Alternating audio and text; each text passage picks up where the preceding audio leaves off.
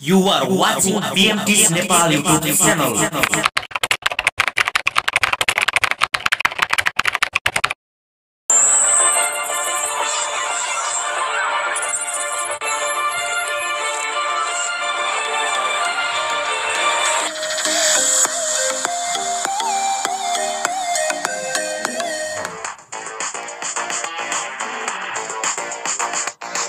नमस्कार, म विमल आचार्य।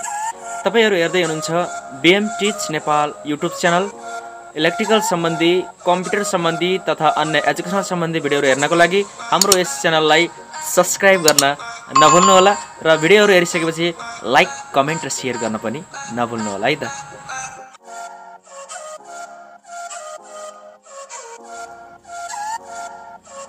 साथीहरु, आज पनि म एउटा नयाँ विशेष भिडियो लिएर आएको छु। यो भिडियोलाई अन्त्यसम्म हेरेर जस्तो लाग्छ त्यस्तै कमेन्ट गर्न नभुल्नु होला। र आजको विषयवस्तु पनि एकदम इम्पोर्टेन्ट छ र बढी मात्रामा सोधिने अथवा इलेक्ट्रिकल सेक्टरको स्टुडेन्टले जान्नुपर्ने विषयवस्तु रहेको छ। पक्कै पनि यो भिडियो हेरिसकेपछि तपाईहरुलाई धेरैभन्दा धेरै सपोर्ट मिल्नेछ। साथीहरु, आज म तपाईहरुलाई 3 फेज इंडक्शन मोटर को कन्स्ट्रक्सन र यसको वर्किङ प्रिन्सिपल को बारेमा बताइदिन गइरहेको छु। धेरै इम्पोर्टेन्ट छ, यसलाई अन्त्यसम्म हेर्न नभुल्नु होला है त। साथीहरु, सामान्यतया यसरी बुझौं, मोटर भन्नाले इलेक्ट्रिकल एनर्जीलाई मेकानिकल एनर्जीमा कन्भर्ट गर्ने उपकरण अथवा मेसिनलाई बुझिन्छ। चाहे एसी मोटर होस्, चाहे डीसी मोटर हो, जुनसुकै होस्, मोटर भन्नाले इलेक्ट्रिकल एनर्जीलाई मेकानिकल एनर्जीमा कन्भर्ट गर्ने मेसिनलाई बुझिन्छ है त। अब यो इंडक्शन मोटर भन्नाले के बुझ्नुस् भन्दा, जुन मोटरले इलेक्ट्रोम्याग्नेटिक इंडक्शन को सिद्धान्तमा काम गर्दछ त्यसलाई इंडक्शन मोटर भन्ने गरिन्छ है। विशेष गरेर साथीहरु, यो इंडक्शन मोटरहरु घरेलु तथा औद्योगिक प्रयोजनको लागि बढी मात्रामा प्रयोग गरिन्छ है। र यो इंडक्शन मोटर दुई प्रकारको हुन्छ, एउटा सिंगल फेज इंडक्शन मोटर र अर्को 3 फेज इंडक्शन मोटर हो। आज म त्यही 3 फेज इंडक्शन मोटरको कन्स्ट्रक्सन र वर्किङ प्रिन्सिपलको बारेमा बताइदिन गइरहेको छु। साथीहरु, 3 फेज इंडक्शन मोटर एउटा त्यस्तो मोटर हो जुन 3 फेज सप्लाईबाट चल्दछ है। अब यो मोटरको कार्यक्षमता यानी कि इफिसिएन्सी सिंगल फेज मोटरको भन्दा बढी हुने गर्दछ र सेल्फ स्टार्ट हुने भएकोले पनि यो मोटरलाई इन्डस्ट्रीहरुमा बढी मात्रामा प्रयोग गरिन्छ है त।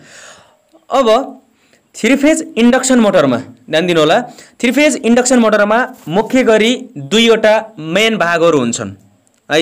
मुख्य भाग दुईवटा हुन्छन्, एउटा स्टेटर है र अर्को चाहिँ रोटर। साथीहरु, अब स्टेटर भन्नाले मोटरको स्थिर भागलाई बुझिन्छ है। मोटरको स्थिर भागलाई के भनिन्छ भन्दा स्टेटर भन्ने गरिन्छ र स्टेटर विशेष गरेर लेमिनेटेड सीट स्टीलबाट बनाइएको हुन्छ। यसभित्र 3 फेज वाइन्डिङ राखिन्छ है। यसमा राखिने वाइन्डिङलाई स्टेटर वाइन्डिङ पनि भन्ने गरिन्छ, जुन वाइन्डिङमा 3 फेज सप्लाई दिइन्छ। त्यसैगरी साथीहरु, अब स्टेटर त मोटरको अथवा मेसिनको स्थिर भाग हो, बुझिसक्नुभयो। त्यसैगरी अर्को मुख्य भाग रहेको छ रोटर। अब यसको नामैबाट चिनिन्छ साथीहरु, रोटर भन्नाले मोटरको अथवा मेसिनको हो, यो 3 फेज इंडक्शन मोटरको रोटेटिङ पार्ट अथवा रोटर भनेको मोटरको घुम्ने भाग हो है। रोटरमा पनि एउटा वाइन्डिङ गरिन्छ जुन स्टेटर वाइन्डिङ भन्दा फरक किसिमको हुन्छ है, यो पनि ख्याल गर्नु होला। साथीहरु, 3 फेज इंडक्शन मोटरको रोटरमा 2 किसिमको वाइन्डिङ गरिएको हुन्छ है। 2 किसिमको वाइन्डिङ गरिन्छ। त्यसैको आधारमा रोटरलाई पनि 2 भागमा बाँडिएको छ। एउटा चाहिँ स्क्वायरल केज रोटर है, स्क्वायरल केज रोटर, र अर्को चाहिँ वाउन्ड टाइप रोटर अथवा स्लिप रिङ रोटर। यसरी 3 फेज इंडक्शन मोटरको रोटरलाई 2 भागमा बाँडिएको छ। जसमध्ये एउटा स्क्वायरल केज रोटर। अब यसको बारेमा बुझ्नुहोस्, यो चित्रमा पनि हेर्न सक्नुहुन्छ। यो स्क्वायरल केज रोटरको बाहिर रहेको स्लटमा है, यो रोटरको बाहिर रहेको स्लटमा कन्डक्टर राखिएको हुन्छ है, जसलाई इन्ड्रिङको सहायताले दुवैपट्टि सर्ट सर्किट गरिन्छ। हेर्न सक्नुहुन्छ, इन्ड्रिङको सहायताले सर्ट सर्किट गरिन्छ। साथीहरू, यो स्क्वायरल केज रोटरमा एउटा कुरा ध्यान दिनु होला, यो रोटरमा है, यानी कि स्क्वायरल केज रोटरमा स्टार्टिङ करेन्ट बढी र टर्क कम हुन्छ है। स्टार्टिङ करेन्ट बढी र टर्क कम हुन्छ, तर पनि यसलाई वाउन्ड टाइप रोटर भन्दा है, वाउन्ड टाइप रोटर भन्दा बढी प्रयोग गरिन्छ, किनभने यो रोटरको कन्स्ट्रक्सन सामान्य किसिमको हुने गर्दछ। त्यस कारणले गर्दा पनि 3 फेज इन्डक्सन मोटरमा बढी मात्रामा स्क्वायरल केज रोटरको प्रयोग गरिन्छ। त्यसैगरी साथीहरू, अर्को रोटर हो वाउन्ड टाइप रोटर अथवा स्लिप रिङ रोटर। अब यो कस्तो भन्दा, यो रोटरमा रहेको स्टार वाइन्डिङलाई स्लिप रिङको सहायताले, ध्यान दिनु होला, रोटरमा रहेको स्टार वाइन्डिङलाई स्लिप रिङको सहायताले स्टार कनेक्टेड रियोस्टेटसँग जोडिएको हुन्छ है, रियोस्टेटसँग जोडिएको हुन्छ। त्यसैगरी साथीहरू, यो रोटरमा एउटा के फाइदा छ भन्दा है, यो रोटरमा रियोस्टेटको सहायताले स्टार्टिङ करेन्टमा कमी ल्याएर स्टार्टिङ टर्कमा इम्प्रुभ गर्न सकिन्छ, जुन सुविधा स्क्वायरल केज रोटरमा हुँदैन है त। यो कुरा पनि ख्याल गर्नु होला। र यसलाई कम मात्रामा प्रयोग गरिन्छ, किनभने यो रोटरको कन्स्ट्रक्सन कम्प्लिकेटेड हुन्छ है त। साथीहरू, पक्कै पनि बुझिसक्नु भएको छ, रोटर मेसिनको रोटेटिङ पार्ट, घुम्ने भाग हो। यो 3 फेज इन्डक्सन मोटरको रोटर दुईवटा छ, एउटा स्क्वायरल केज रोटर, अर्को वाउन्ड टाइप रोटर। अनि एउटा कुरा के गर्नु होला, के ख्याल गर्नु होला साथीहरू, यो जुन 3 फेज इन्डक्सन मोटरको जुन स्टेटरको बाहिरपट्टिको जुन भागमा बाहिरपट्टि चिरा चिरा पारेको हैन, तपाईहरुले ख्याल गर्नुभएको छ होला, चिरा चिरा पारेको भागहरू हुन्छ, जुन मोटरको बाहिरपट्टि हुन्छ नि, जुन कुलिङको लागि बनाइएको हुन्छ है, कुलिङको लागि बनाइएको हुन्छ। अब साथीहरू, यो त भयो मोटरको कन्स्ट्रक्सनको कुरा। अब यो मोटरले कसरी काम गर्छ अथवा हैन, यो कसरी चल्छ, यो मोटर कसरी घुम्छ, यसको बारेमा बुझौँ है त। 3 फेज इन्डक्सन मोटरले, मैले अघि पनि भने, फ्याराडेको इलेक्ट्रोम्याग्नेटिक इन्डक्सनको सिद्धान्तमा काम गर्दछ। जब मोटरको स्टेटर वाइन्डिङमा, ध्यान दिनु होला है, जब मोटरको स्टेटर वाइन्डिङमा 3 फेज सप्लाई दिइन्छ है, तब मोटरको स्टेटर वाइन्डिङमा रोटेटिङ म्याग्नेटिक फिल्ड उत्पन्न हुन्छ, घुमिरहेको चुम्बकीय क्षेत्र अथवा घुमिरहने चुम्बकीय क्षेत्र उत्पन्न हुन्छ है, रोटेटिङ म्याग्नेटिक फिल्ड उत्पन्न हुन्छ। यसरी उत्पन्न रोटेटिङ म्याग्नेटिक फिल्डले मोटरको रोटर कन्डक्टरलाई काट्दछ है।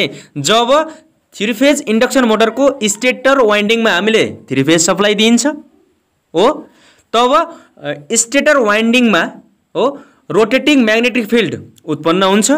यसरी उत्पन्न हुने म्याग्नेटिक फिल्ड मोटरको रोटर कन्डक्टरलाई के गर्दछ भन्दा काट्दछ, ध्यान दिनु होला।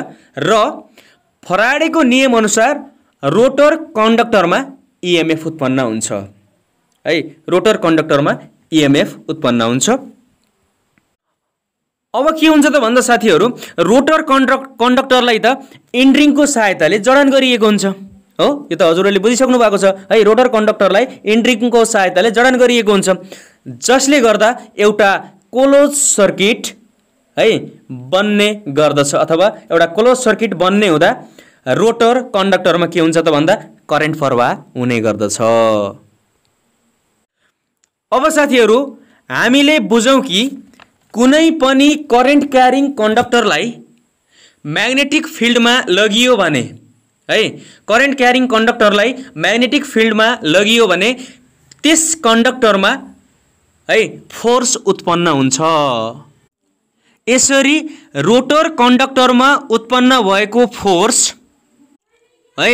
रोटर कन्डक्टरमा उत्पन्न भएको फोर्सको योगफलबाट रोटरमा टर्क उत्पन्न हुन्छ र रोटर रोटेटिङ म्याग्नेटिक फिल्डको दिशामा के गर्दछ भन्दा घुम्ने गर्दछ है त। साथीहरू एउटा कुरा ध्यान दिनु होला, जहिले पनि 3 फेज इन्डक्सन मोटरको रोटर रोटेटिङ म्याग्नेटिक फिल्डको दिशामा घुम्ने गर्दछ। साथीहरू 3 फेज इन्डक्सन मोटरका केही एडभान्टेजहरू पनि छन्, यसलाई हेर्न सक्नुहुन्छ।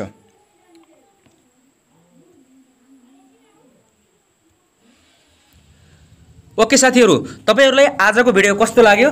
जस्तो लाग्यो त्यस्तै कमेन्ट गर्न नभुल्नु होला। यदि हाम्रो भिडियोहरू तपाईहरुलाई मन पर्छ भने शेयर गर्न पनि नभुल्नु होला। म यस्तै नयाँ भिडियो लिएर फेरि पनि आउने छु। BMTs नेपाल युट्युब च्यानल हेर्दै गर्नु होला र सब्स्क्राइब गर्न पनि नभुल्नु होला। धन्यवाद।